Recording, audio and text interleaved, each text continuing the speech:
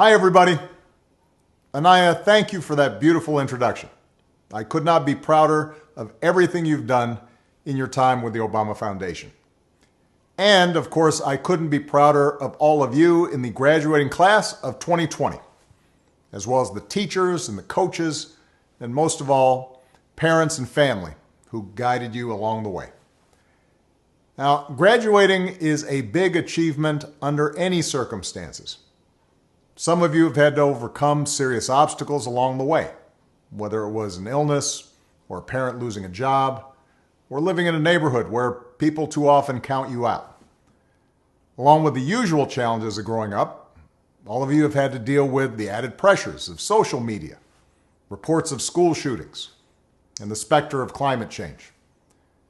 And then, just as you're about to celebrate having made it through, just as you've been looking forward to proms and senior nights, graduation ceremonies, and, let's face it, a whole bunch of parties, the world is turned upside down by a global pandemic.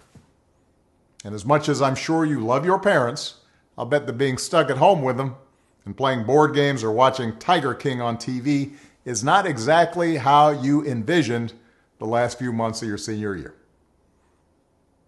Now, I'll be honest with you. The disappointments of missing a live graduation, those will pass pretty quick. I don't remember much of my own high school graduation.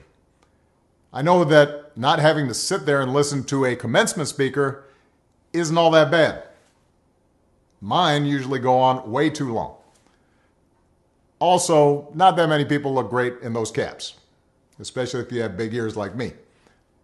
And you'll have plenty of time to catch up with your friends once the immediate public health crisis is over.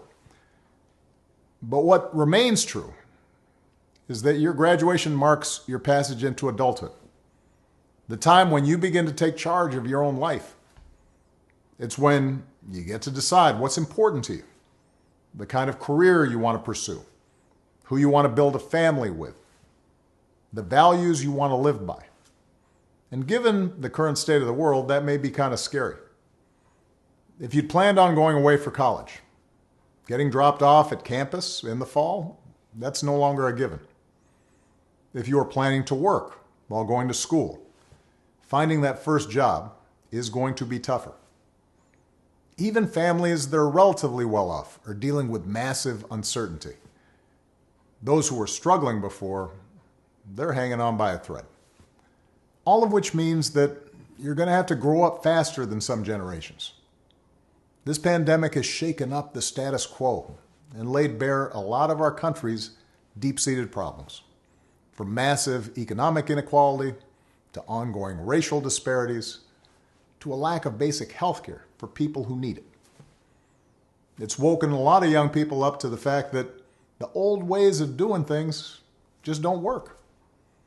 That it doesn't matter how much money you make if everyone around you is hungry and sick, and that our society and our democracy only work when we think not just about ourselves, but about each other. It's also pulled the curtain back on another hard truth, something that we all have to eventually accept once our childhood comes to an end. You know, all those adults that you used to think were in charge and knew what they were doing, turns out they don't have all the answers. A lot of them aren't even asking the right questions. So if the world's going to get better, it's going to be up to you. That realization may be kind of intimidating, but I hope it's also inspiring.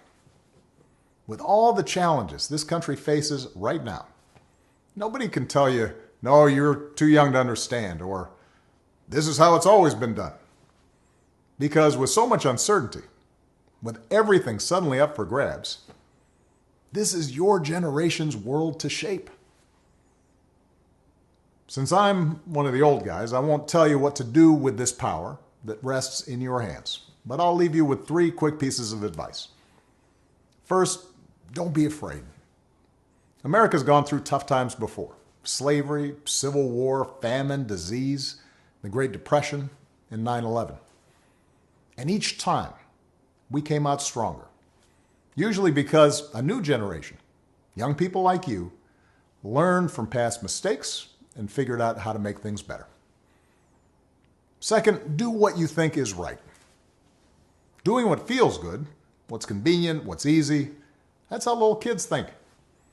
Unfortunately, a lot of so-called grown-ups, including some with fancy titles and important jobs, still think that way, which is why things are so screwed up. I hope that instead you decide to ground yourself in values that last, like honesty, hard work, responsibility, fairness, generosity, respect for others. You won't get it right every time. You'll make mistakes, like we all do.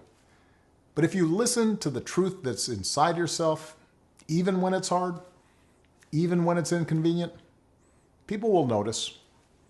They'll gravitate towards you. And you'll be part of the solution instead of part of the problem. And finally, build a community. No one does big things by themselves. Right now, when people are scared, it's easy to be cynical and say, let me just look out for myself, or my family, or people who look or think or pray like me. But if we're going to get through these difficult times, if we're going to create a world where everybody has opportunity to find a job and afford college, if we're going to save the environment and defeat future pandemics, then we're going to have to do it together. So be alive to one another's struggles. Stand up for one another's rights. Leave behind all the old ways of thinking that divide us. Sexism, racial prejudice, status, greed, and set the world on a different path. When you need help, Michelle and I have made it the mission of our foundation to give young people like you the skills and support to lead in your own communities and to connect you with other young leaders around the country and around the globe. But the truth is, you don't need us to tell you what to do, because in so many ways, you've already started to lead. Congratulations, class of 2020. Keep making us proud.